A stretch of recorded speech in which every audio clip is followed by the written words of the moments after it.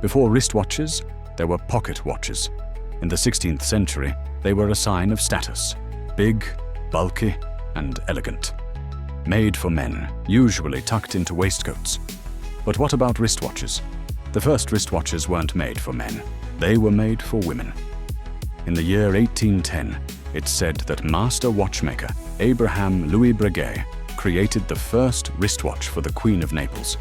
It was tiny, delicate, and designed to be worn like a bracelet that tells time. Then came war.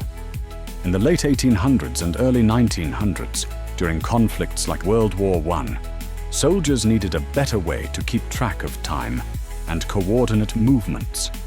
And in harsh weather conditions, especially in the trenches, keeping a coat on wasn't always possible. Pocket watches became a problem.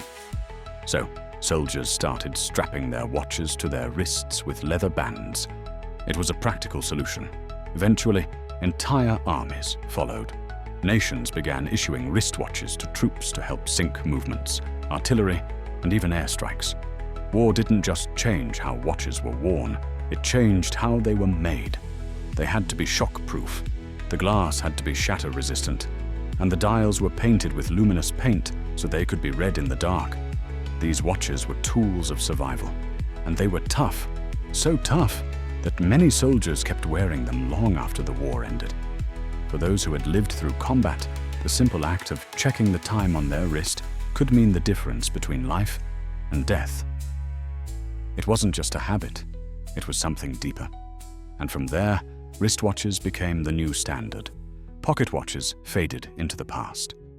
In 1910, Rolex predicted the future. They created the first wristwatch to receive the Swiss Certificate of Chronometric Precision. But the company that truly proved itself in wartime, Omega, they supplied thousands of watches to the British Army during wartime.